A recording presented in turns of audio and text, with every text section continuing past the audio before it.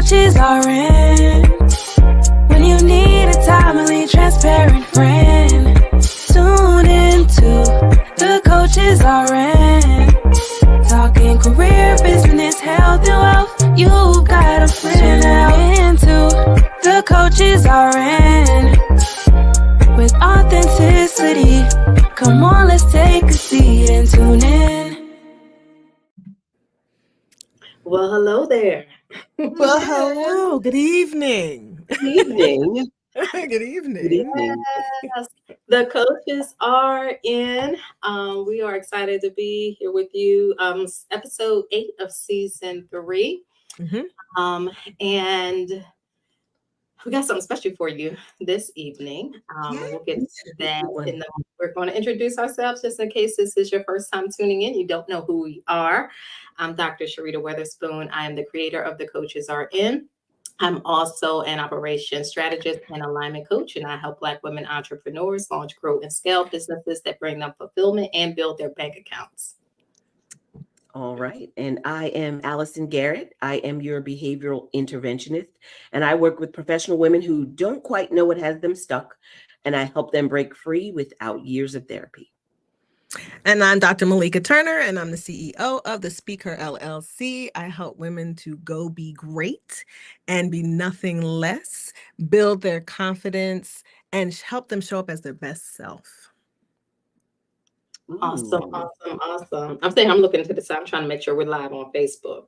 Oh, I know we're live. I don't see us on one of the pages we're supposed to be on, but that's okay. We're gonna make it work. It's okay. Make it work. Make it work. Yes. So tonight we are doing something a little bit different. We get questions from our viewers. Well, we do our viewer question every week at the top of the show. But we also get other questions that are more towards us, like as individuals and, women, where people want to know a little bit more about us or about our personal experience that relates to a challenge that they might have. So we had some of those, and then we put a call out to see if we would get any more. And we pulled a few of those questions that we're going to answer tonight. To try to pull the ones that, we thought would be most beneficial to y'all, because they still ended up, they were like, questions really answer from our personal perspective versus like, what's your favorite It food? wasn't the almost anything. Yes. Right. Yeah. Or like, how long have you been married? Like, y'all just be deep about everything. So I'm like, these are regular viewer questions, really. It's all right. We'll do it again. We might do it again. Yeah, we might do it again. So we're going to run through these questions. We're each going to answer each question, and you are hearing from the woman, not the coach.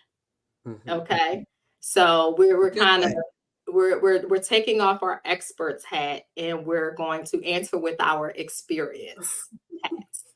So it might be a little bit more raw. Okay. Fasten your You might not want to take it as advice. Right. Real, raw, relevant. I think that's one of the things we said, right? Right. Yes. All right. So I'm going to read this first question. It is, what advice do you have for young women entrepreneurs who want to grow their businesses and don't know where to start? So which one of you want to kick that off? Kick it off. And I'm thinking, as a young entrepreneur, where I was, my experience, I would say where to start would not be where I started. Because when I started, I had no experience, didn't know what I was doing. I just had a good idea, some cute things, and wanted to open up a shop. So I would say where to start really has to be making sure that what you're doing is something that people want, not just what you want to do. And maybe even stay away from this might sound a little bit like off, when you talk about like talking with different people about your idea, your family and friends, they could be kind of okay. But if I'm keeping it real, half the time they don't really have enough experience as an entrepreneur themselves. So they may steer you in a direction that's going to not feel good, right? Or make you feel like what you're doing is not going to be successful because they know you in a different way. So I would say you start is making sure that what it is that you want to do is something that other people want, and stay away from the advice of family and friends if you feel like it doesn't encourage you or lift you up. I from someone who's started multiple different things, so nonprofits, for profit, I'm a throw the spaghetti up on the wall and just kind of see what sticks. And why I say that is, until you find, like, sometimes you have talents and you have gifts and you're trying to figure out where to put that. And so when we think about entrepreneur, okay, we'll think for profit. Really think about what it is you enjoy doing, how that impacts helping others, and you can bring in revenue. That's my thinking. What can I do that I enjoy doing? I do very well. People are benefiting from it, can benefit from it. I can stimulate my creativity and really move things forward. It's challenging a little bit. I'm learning as I go, but I can bring some revenue in, and even when it's not bringing in the kind of revenue, or it's not as big as I thought it would be, there's a desire in me to still work it. Like, I'm going to go back to the drawing board and work it. And even if it looks different than when I started, I'm okay with that. Right. Because what I'm doing now as an entrepreneur is probably not what I was doing probably 10 years ago. When you first started out, yeah. Like, I've always been doing stuff, even though I worked full time, because that is just like, well, I'm connected with Dr. Sharita. Like, we've always been like doing stuff. That's the truth, right? Always throwing something up. Okay, let's try this, or let's do this, or what about there? Let's write this, or, so I think that, when you're around that kind of people, when you have something bubbling inside of you, you just have to put it out there. Just prototype, get it going. Do something though. Yeah. Don't just have ideas. Do something with the ideas. Yeah. And I'll pick up on that. My thing is just start, do something. Don't listen to the naysayers, because there are going to always be people who they don't think that they are trying to deter you from what you are, but they really are, with them just kind of giving their opinions on whether it'll work, or whether you should be doing it, whether you have the time to do it, whether you would be good at it. And I mean, those things really can break your spirit and cause you to not take action. So just do it. And I mean, and we talk about, we're speaking from experience. I am speaking from experience. It took me about 20 years to actually nail it. Do the thing that I really wanted to do. I was trying things in between there, and they were the safe things. They were the things that were acceptable, the things that other people were doing, some network marketing stuff, and a whole bunch of different things, but none of those were the things that I really wanted to do. And I mean, I literally had different people deter me from doing it. Thankfully, no one in my family, but it was just other people, in most cases, other women, other Black women, unfortunately, who were like, well, you got to wait till your kids grow up, and you can't do that and work at the same time, and your home is your first responsibility. Oh, yeah. I don't disagree with that, but it's as if all of who I am is wrapped up in my home, and that is not true. Right. For you, like, for other people that works, but that doesn't work. Well, but I don't even argue against that, because I was a whole person before I became a wife and a mom. And all of those things that were a part of me did not disappear or die just because now I have this family. Right. still alive and well in me, clawing to get out. Yeah. Yes. But I think what some people do is some people try to compartmentalize. I didn't do that either. I had little kids in a doctoral program writing a book and running a nonprofit. Mm-hmm. Now something had to go, like something had to step back, but it Right. wasn't it wasn't the doctoral program because I knew the doctoral program was going to benefit the kids Right. in the Mhm. end. So I do think that, yeah, I think just some people just shut it all down and say, I'm just going to focus on this. I think that's what I meant. Like, I'm just going to focus on this for 18 years and then I'll come back to that. That was not me. Yeah, Right. but did you hear how that sounded? I'm just gonna focus on 18 years. Yes, but people, 18 people who years. do. And Yeah, but I'm not but I would argue that they think they do. That's why people have regrets. That's why they Mhm. start hitting husbands and wives, because it's not just women who do this. Men do Yeah. men do it too. right.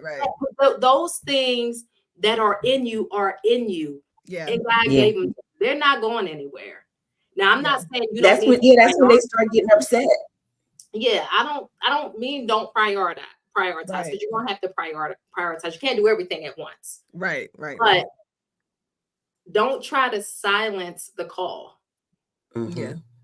You can't do that. It's gonna keep calling you. It's gonna be nagging you. It's gonna be nagging at Mhm. you, and that is going to spill out negatively into other areas of your life. Right. So start. To Right. answer your question, Yes. Start. you will Yeah. figure it out as you go Yes. along. If you have the ability to hire help so you can figure it out more quickly. But do Yeah. something. And I think we sort of answered a question. There's a question, what helped you jumpstart your idea and how many times did you tweak it? And I think you answered that earlier about you kind of kept doing it, until Mhm. I really do believe you really do hone in on, I think you got to start and you will hone in if you keep Yeah. practicing, keep putting something in motion. When it doesn't work, you don't stop. And Right. that's the thing, like as entrepreneurs, I don't know anyone who's hit it out the park the very first time they started their business. Mhm. But when it doesn't work, you go back to the drawing board and you say, Right. okay, I know this element, this is a good one. So, okay, how do I Mhm. switch this around? Yeah, you have to keep going. So that's a good question. Yeah. Yeah, you don't know what you don't know. So if you Right. just keep contemplating it, you'll never learn what it is that you need to know to how to do it or do it better. So Right. and it'll take may take a lot of different looks of what it looks like, but Yeah, I would agree. Just get started, keep going. keep And going. the naysayers. Bye-bye. Yeah. Get out. Bye. I guess we can go to question 2. Yes. Do you ever feel like you're not supported by those who should support you, and how do you handle it? I think I'll let one of you. Do you want to answer that? Oh goodness. Y'all listen, they're getting us today. They're not getting the coaches. So I'm not, I'm trying to think of, like, I'm so accustomed to giving somebody the best answers. But if I said it, I'm like, it's you off. Like, how do I handle it?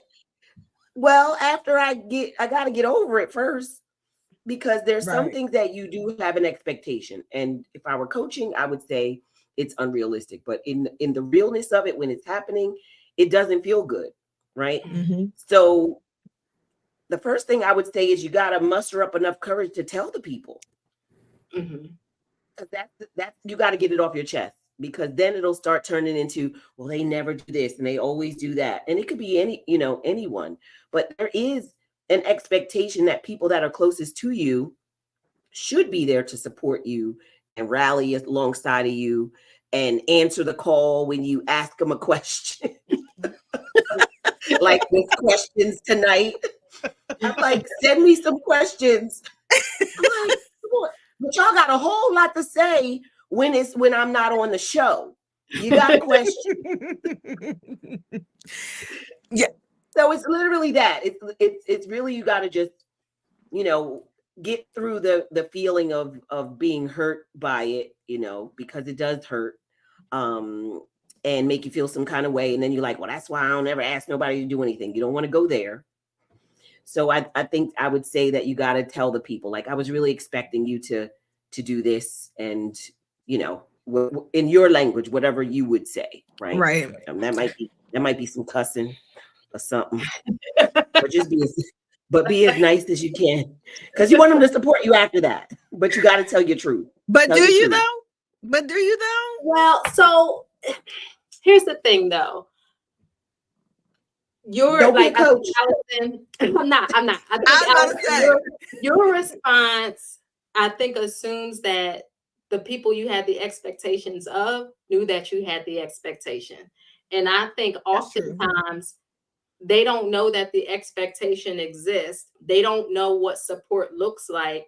And they think, they might not consciously think this, but it's like, well, I ain't stopping her. Like, that's support. You know what I'm saying? Right. Like, and they assume that you don't need it. They assume you don't need it. Good. Or I'm trying to buy her products. I just want a discount. They think that's support. You know, so you gotta be explicit about what support is and what you need, when you need it, and who you need it from.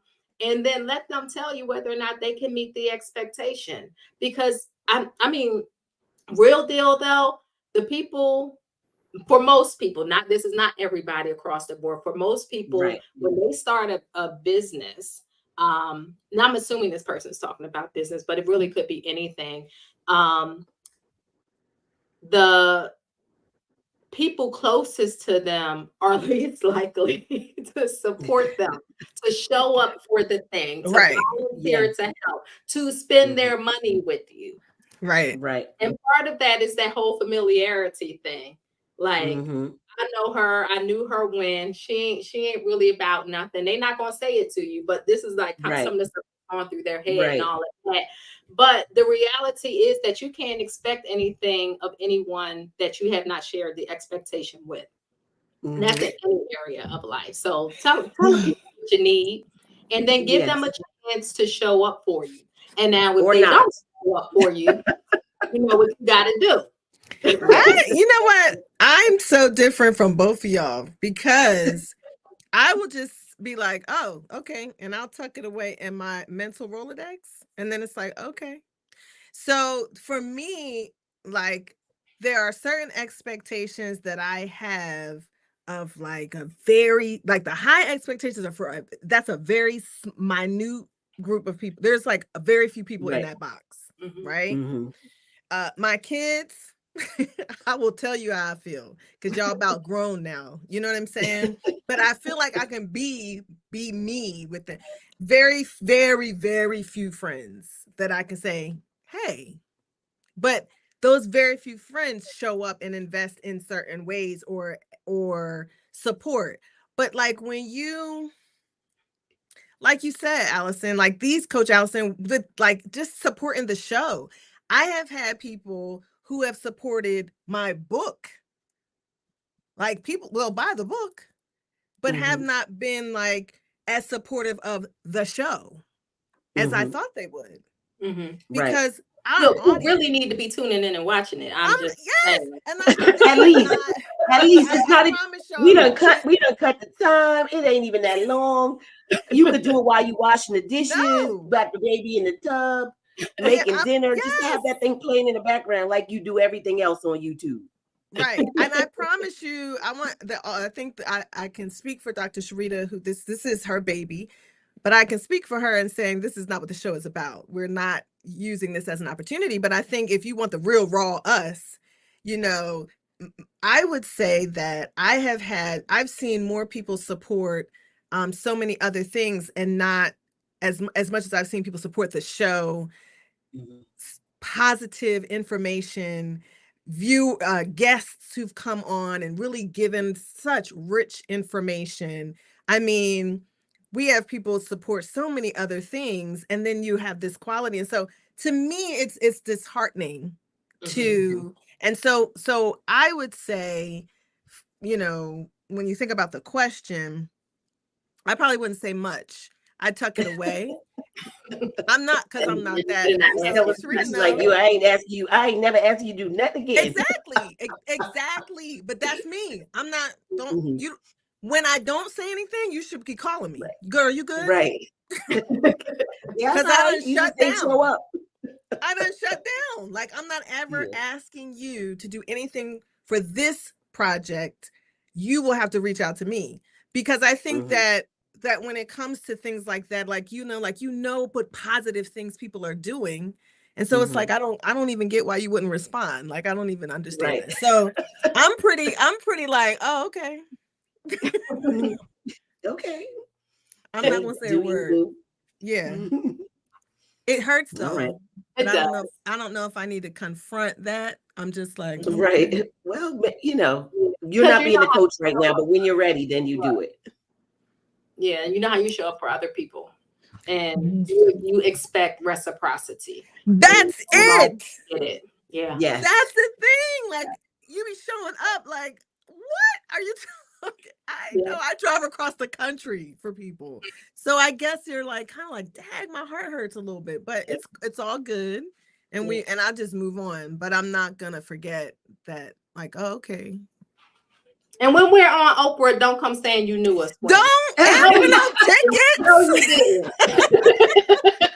You ain't know us. No autographs, please. Right. No photos with a peace sign. Like, we're not doing that. When we start traveling and doing our show on the road, okay. Talk about, can I get free passes for the front row? No, we didn't do that. Yes. It's all good though, y'all. We Oh my all gosh, love the yes, all Lord. love, We all ask love. for But that's how we you ask. feel I when somebody forgive doesn't those. show up. That's right. I forgive those who trespass against me all the time. So I'm good. I'm healthy. It's all right. Oh, that's good. All right, real talk, real talk. All right, I got Real question 3. talk. It says, what advice would you give to someone who is nervous about public speaking, but wants to be creative in successfully advertising or promoting their platform as an entrepreneur? That's a good one. That is I good. fell into public speaking. It was never, I didn't wake up and say, this is what I want to do. So I would say, as I started to really realize that it was important, it just was in bits and pieces. It was like, don't really feel like you have to go out and present with this whole big presentation. Like, especially nowadays, like you're advertising your goods could be just as little as, hi, this is me and this is this and I love it and so do you. Right. So I Right. think Right. just the easiest thing would say, like, don't overthink it. Mm-hmm. Just like with everything else when we talk with entrepreneur, like just do it. And it doesn't Mm-hmm. really, just don't overthink perfectionist and having all the bells and whistles, because I sure didn't. I would get Mm-hmm. up and I would just start talking about something, just like telling a story. So I Mm-hmm. would look at it as, tell a story like you would to your friends. Something happens, you describe how it is. If somebody says, how's this makeup you use? You're going to describe it. Did you see that movie? Just treat it like a conversation in small little Right. bites, and that'll give you more confidence. And you'll naturally be more confident when you really know what you're talking about. So that's Right. what I would say. Yeah, I agree. I think you should practice. I mean, if you know that speaking and communicating your ideas about your business speaking as a part of your business, as a part of something you want to do, practice. That's just Mm-hmm. simple. Like, I still to this day will stand in the mirror Mm-hmm. and present information to myself, or I'll Mm-hmm. record myself. Mm-hmm. And I think, and I also think the internet, social media has made it so easy to practice. Like you Mm-hmm. said, you can go on Instagram and do 10 minutes, or like, Yes. hey y'all, da da da da da.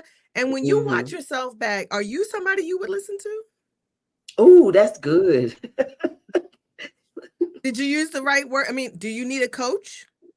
Somebody who can coach you, help you talk, and are you open enough and vulnerable enough to have someone collaborate with you or help you and give you feedback about your Mm-hmm. coaching skills?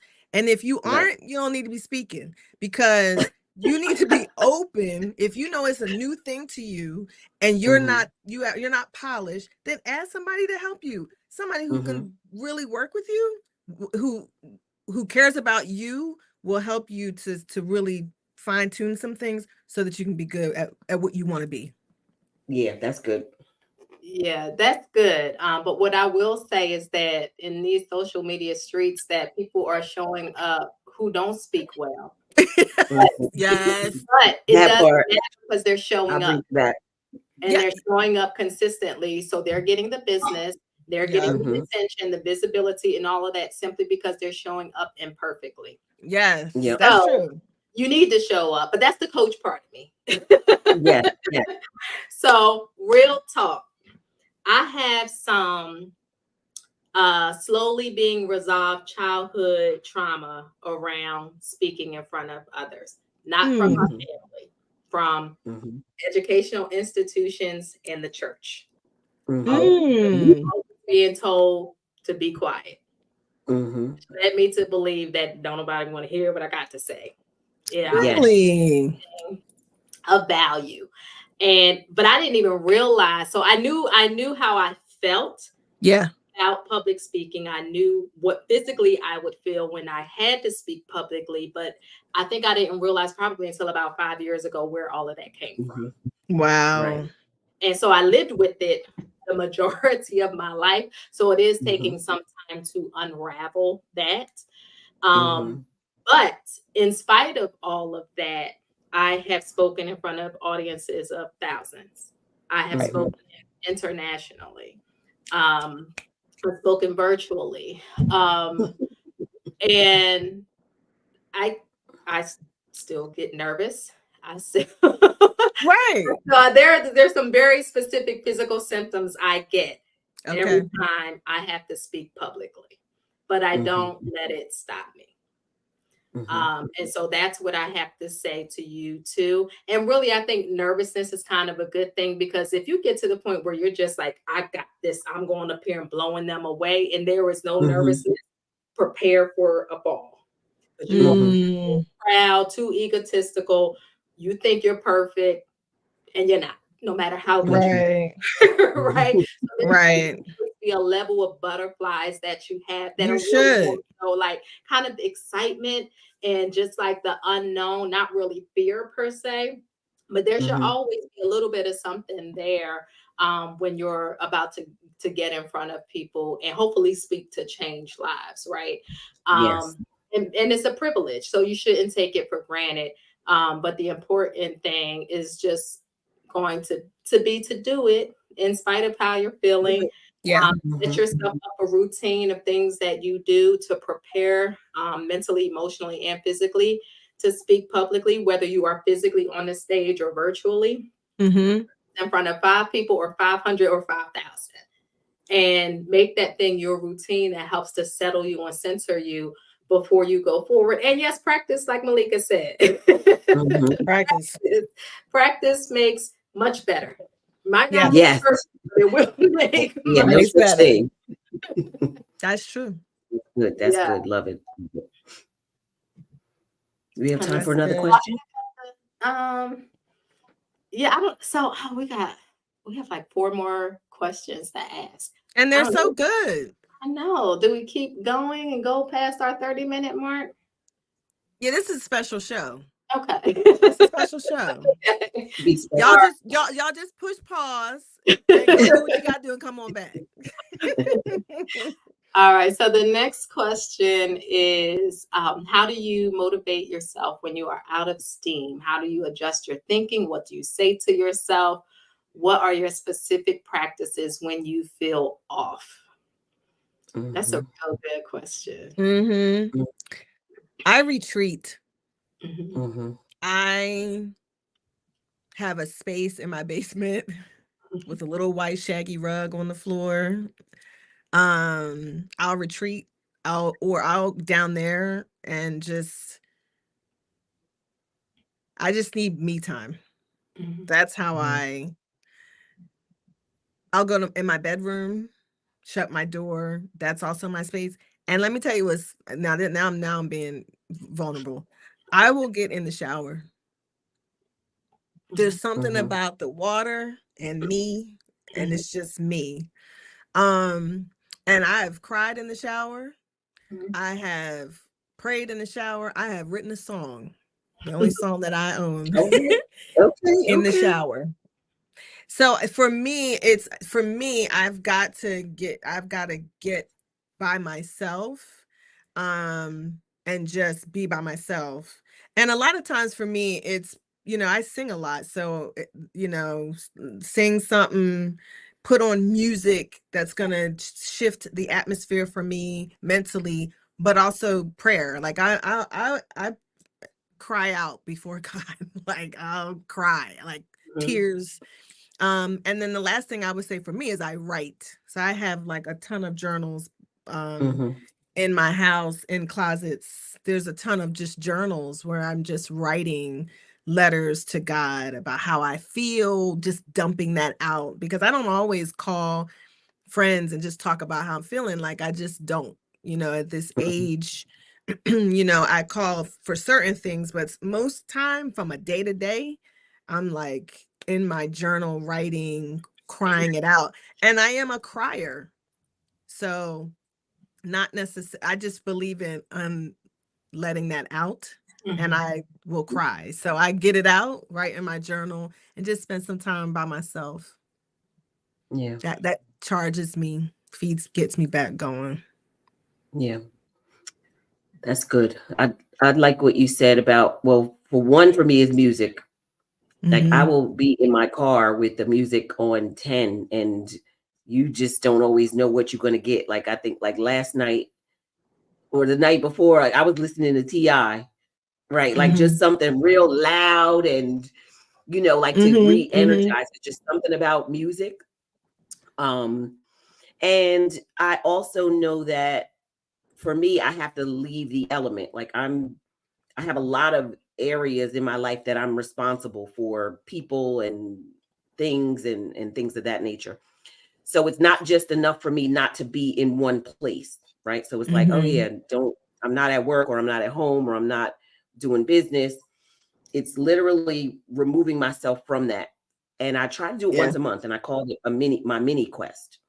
So it doesn't always mean a vacation or trip, but sometimes it does mean just away from everything that I'm responsible for. It could be a Right. weekend or a night away, somewhere that I can drive to, Mhm. that allows me to just disconnect from all of the things that I'm responsible for and just enjoy being in the moment, being present, and not having to solve a problem or fix Right. something. So for me, it's music, and it's my my mini quest, and cooking.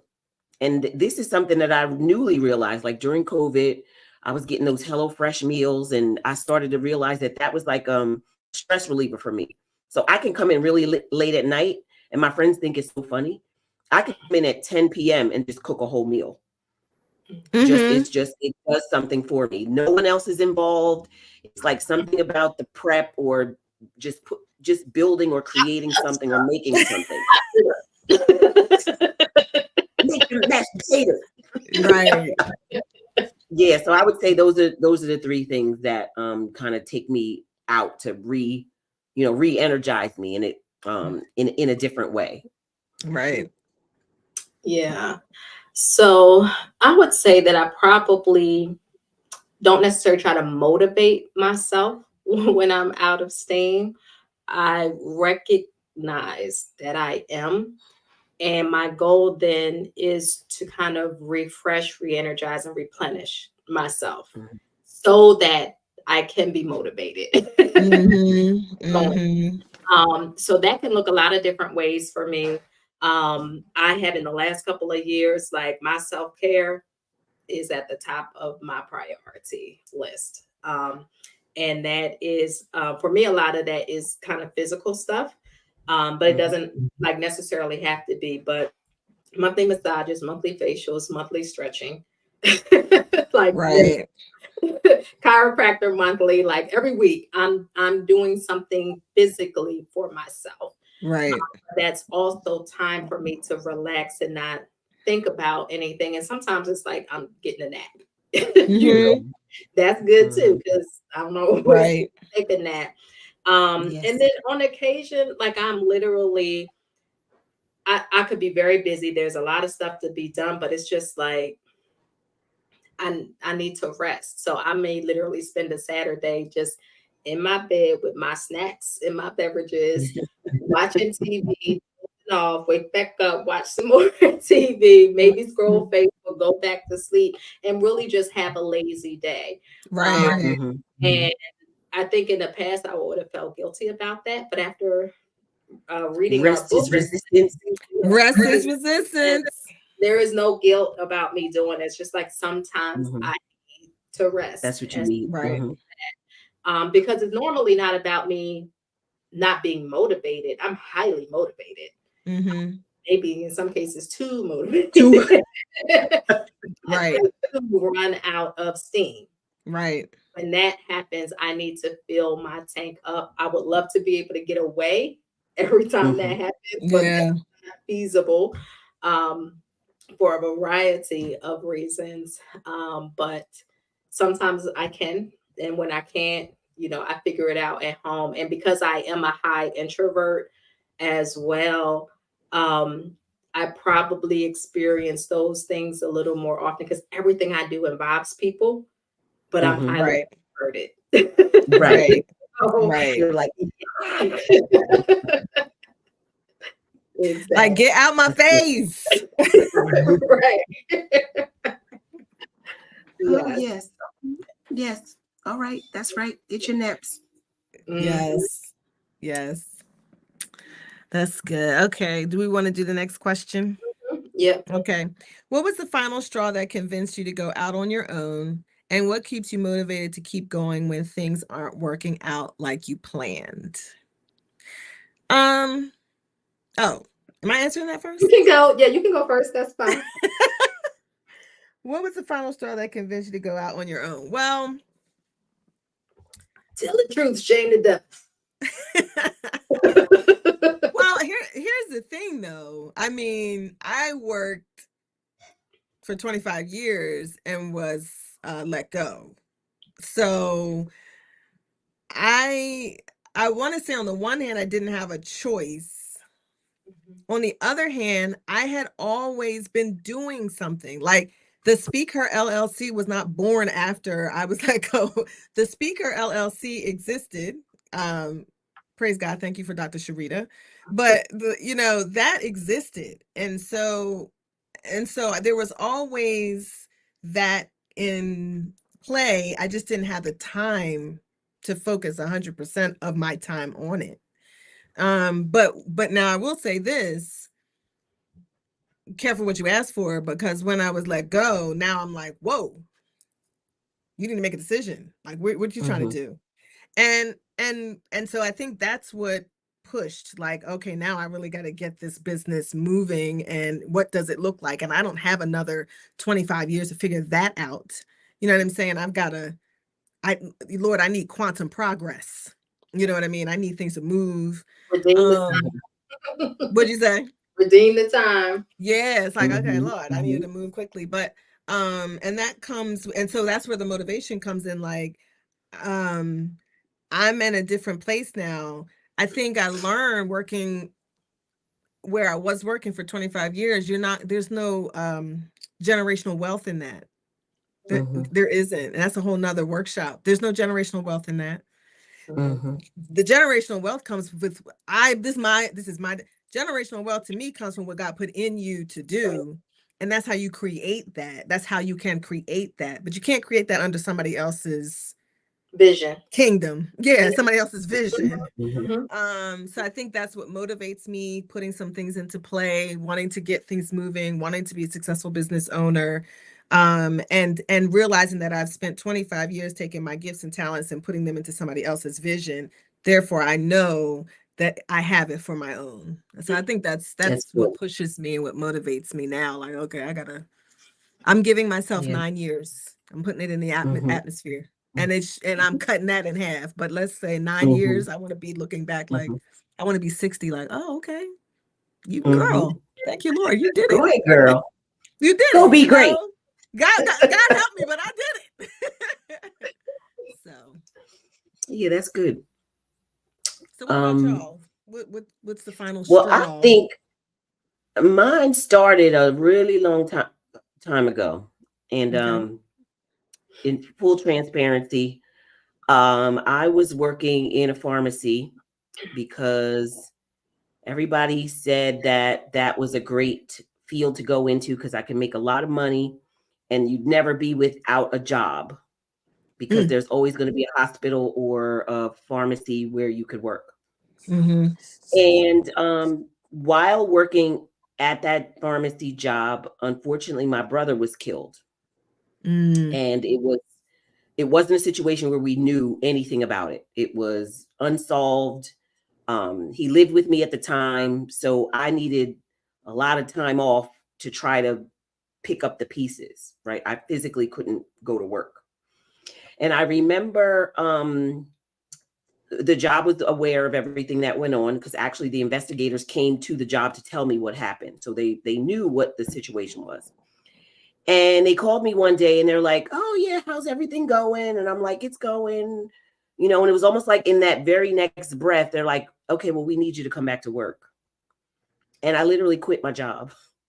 And everybody thought I was crazy. And they're like, "What are you going to do?" I'm like, "I'm just going to do nails. I'm going to do nails. I'm going to open up a salon." They're like, "You're just nails?" And for me, that became my motivator, that I never wanted anyone to take that time from me that I needed. And the only way I could do that is if I did something for myself. Yeah. And during that time, you know how you look back and there's all these things that happen. I started thinking about all the things I missed. Like I was paying a babysitter to take my kids off the bus and put them to bed because of the hours I was working. Yeah. So I would never see them. I remember my daughter came in one day and she's like, "Oh, she wanted to, she couldn't wait to tell her babysitter something." I'm like, "Well, tell me." She's like, "No, I want to tell Miss Tara." I was like, "Well, what about me?" "Well, Miss Tara knows what I'm talking about because I told her yesterday." So that was it. I was like, I never wanted to miss another thing that my kids were involved in. And I didn't want anybody else to just take that time away from me that I feel like I needed just because I was supposed to be at work.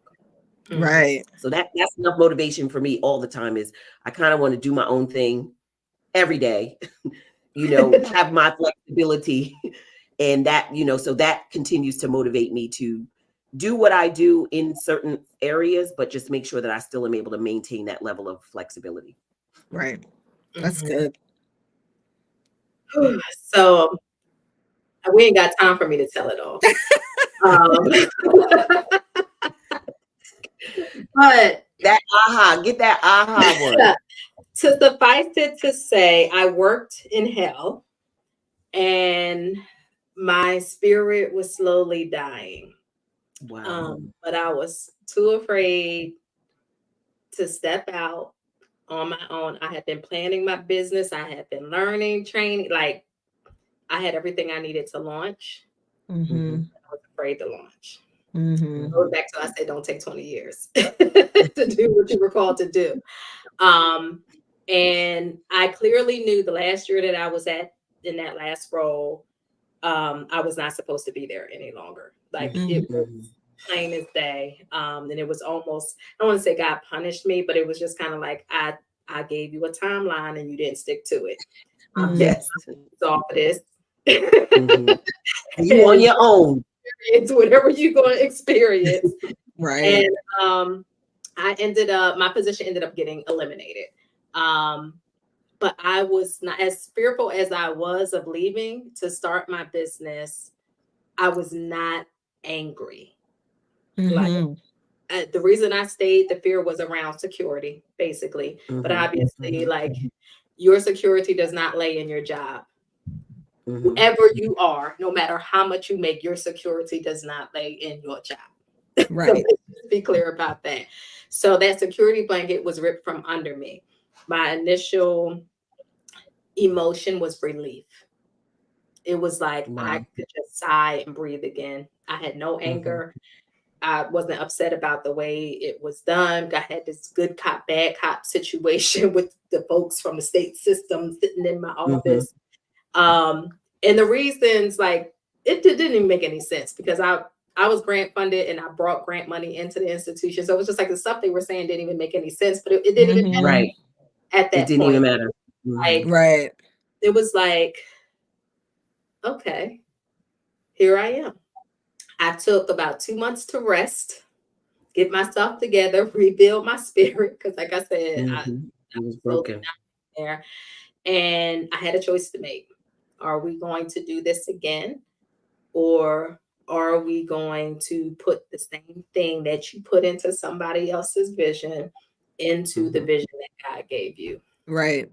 And I chose me. I am still choosing me. I will say in full transparency, I do have a quote unquote day job now, but that day job, there's only 2 or 3 people in the world, literally individuals that I would work for at this point in my life, and they are all small business owners Yep. who I have engaged with as a coaching or consulting client. And I know how they operate. Right. The person or the business that I work for now is actually a business that I started off as a coaching client with, and then became a consultant to, and then was asked to come on as the chief operations officer. But we are both clear that I am not retiring from that Right. role. I am there for a season. Yes. Right. Right. That's the And that's an expectation you make. Yes, exactly. Yeah. I still Yeah. have my own things that I am doing and that I am growing, you know. And the only reason why I did it is because there's still alignment there. If it was not alignment, I would have said no to that. But there is alignment there. So yeah, so I'm doing both of those things right now. But I do still have the flexibility that I need. Right. Yes. And yeah, I mean, it's working right now. But I'm still working on what I got, you know, that has fallen to the wayside. Right. You know, so I didn't necessarily expect to be here now that I'm here, but I'm here. But I know, you know, I feel that there's alignment. I think that's the best way I can describe it, that That's there's easy. alignment there. Yeah. That's good. Yeah. So what keeps me going when things aren't working out like I want? The fact that I am unemployable. So nobody want to hire me. I'm telling you, you do not want to hire me. Like, you know it. You know it. A consultant, but I would look, to sum it up, I am so over the BS. Yeah. So over it. I'm not holding my tongue for nobody. I'm not sitting there watching the lack of integrity in the boardroom. Like, I'm not doing it. Right. I'm not You're doing not it. doing it. Right. They will be kicking me out if they hire me, because they're just be like, Right. shut up. Like, she got to go. Yes. Exactly. So yeah, but I like flexibility and freedom. I like determining how much money I can make. I want to go on vacation when I want to go on vacation. I want to, do the stuff with my family that I want to do with them when I want to do it. I want to reset my alarm because I don't feel like getting up. I want to be able to do that. Right. Yeah. Right. All the things. All the things. Yeah. That's good. Yes. All right. Allison, I think you have one more question. Yes, I do. Okay, and it falls right in line with everything that you were just sharing. So it says, how do you handle being a mom, wife, and new business owner, especially when you still have a job? I can go right in and answer this question because people ask me that all the time, and I just really realized what is it that I do, and I literally only do the thing that I'm at or that I'm involved in. So, like, if it's something with my kids or my grandkids, that's where I am. That's where I'm present. I don't do the other stuff. It's like, as a wife, like, there's things set aside, time set aside, know the routines. And when I'm being that, it's like in the roles. So when I'm in that role, then I'm not doing anything. I'm not trying to do everything. Business, if I'm doing something for business, then I'm only doing that when that time comes. And then if it's something for work, only work when, at that location at that time. So I feel like I found balance in not mixing everything all together where, I got to run and do this and stop and do that and do this. Like, it's literally mapped out to only do the things like at hand at present. So that Mhm. would be what I would say. How do I handle it? And I kind of make it look easy, just so you know. But it is that's the best way that I could describe it. Yeah. I don't know. When I was working in, what is it, entrepreneuring, parenting and wifing, I did the opposite. I mixed it. I sometimes mixed it all together. Now, here's the thing. My husband and I worked in the same It's space. organization, yeah. Yeah, same space. We were at meetings together. We were going to work together. We were very much so, he understood what I did and I understood what he did. We worked very, very closely together. So we were accustomed to mixing things in, right? So, a date might be on campus, or you got to bring the kids to work because we had flexibility and we had freedom to do that. So for me, there was a lot of mixing. But when it was time to draw the line, I knew how to draw the line, or one of us communicated, or I would communicate, since we're talking about me, I communicated needing to draw the line, and there was some compartmentalizing. But for the most part, that's kind of how we governed our lives in this house, because we worked so closely together that, like, I could go to a basketball game and take my laptop because I was doing stuff for my doctoral program, and it was like, that's just how it is. So I think I see us, it's just, I'm an empty nester now. It's just the two of us. We still do that a little bit, but we're a lot better because we don't have, the kids are gone. You know what I'm saying? And we're old. I think there's like a little maturity there. Like, I'm not doing that. This is me and your son. Right. This is what we do. Yeah. So I'm a I'm little not better coming to at help that. you. Yeah, so like, this is what we do, right? Mhm. But I do think for a long time there was a lot of mixing the spaces, and it worked. It worked. Mhm.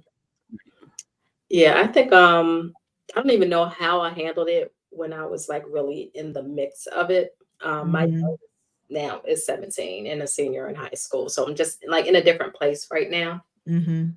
Um, but I remember working at a local college, and this one woman used to always say, like, "You're a superwoman. I don't know how you do it." And she was complimenting me, Mhm. saw it as a compliment, and it would actually do something inside of me. Mm. It would bring to my memory or my realization of everything I was juggling. Right. And Ah. it was almost like I was like a robot just in motion Mhm. doing what had to be done. And when she would say this to me, it would be like bring me out Triggering.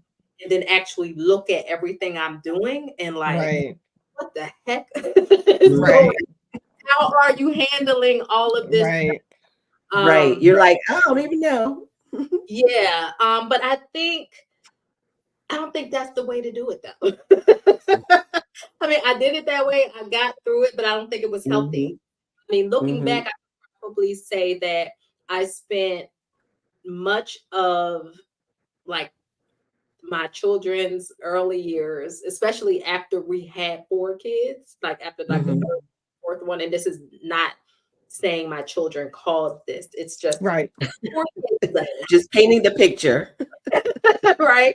Yeah, just painting the picture. But and then working full time, still like trying to live out this calling thing and being a wife and had long commutes to and from work, just all of that stuff.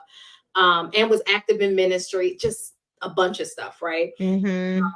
That I spent a number of years, this hindsight, I didn't realize it when I was in it, but I spent a number of years low grade depressed Mhm. Mm. because it was just like so much going on.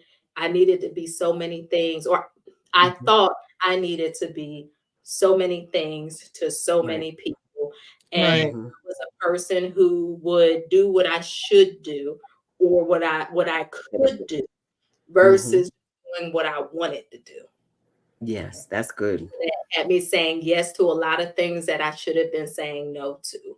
And it had me taking on a lot more responsibility than I really needed to, even in my Mhm. household. And that's not to say that, my family just took advantage of me or anything like that. But I think you teach people what expectations they can have of you. And because I was doing everything, I was expected to do everything. Right. Until it was like, yeah, I ain't doing that no more. Like you can't do it. Right. What you mean you can't do it? You've been doing it for the last 18 years. Yeah. And then Right. got in the midst of all of that, I was intentional about raising children who could do for themselves. Mm-hmm. But we had to put that to the test before they got out the house. Right. So every child knows how to cook. Every child knows how to do their laundry. Every child knows how to clean. Every child can get themselves up and out the house without me having to go and wake them up. Every child knows how to iron their clothes. Right. Every child knows how to handle their money. You know what I'm saying? But it was like, but I had to not just teach them that, I had to give them an opportunity to practice it. To do it. Mm-hmm. And when I did that, it relieved me. Right. And then as far as hubby goes, I needed to communicate what help I needed. Yeah. I mean, That's critical. he thought I got some sort of joy or fulfillment out of doing everything. Nah, bro. Nah, bro. But that's what he thought, because I was just doing it. Right. It wasn't an ask of him. It wasn't forced on me by him. I just did it because that's my nature. Right. Just see it, get it done. But it put me in that position of being superwoman, but I was not equipped to be superwoman. I was equipped to be Sharita, a powerhouse. Yes. I am good at a lot of things, but I am not good at everything, and I cannot save the world.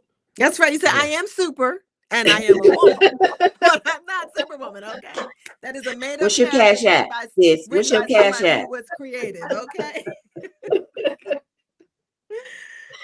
Oh, that's good though. That's true. All right, so we're going to wrap it up with one last question. And this is going to be the question that we've been asking all of our guests this season. We're going to answer it too with just our one-word answer. And then if you want the full answers that we each have to this question, you have to subscribe at thecoachesrn.com. Go to the website, fill out the little form that pops up on the website and subscribe, and you'll get this exclusive content, the recording of our expanded answers to this question that I'm about to ask right now. All right. So what is one trait or characteristic you think every Black woman needs to move to the next level in their life or business?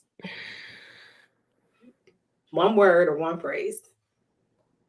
I'm going to say know their identity. Allison. Because I was going to say, I was just going to say knowledge of purpose, but that's pretty much the same thing. But maybe not. It's not. Oh, okay.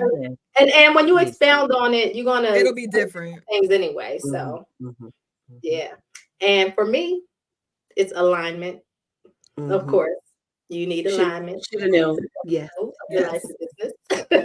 So again, we have more to say about those answers, but to hear that, you are going to need to subscribe at thecoachesrn.com, fill in your name and email address, and I think on Wednesday that email will go out with the link to that special recording to get those expanded answers. And I think we're going to have something else in that email as well.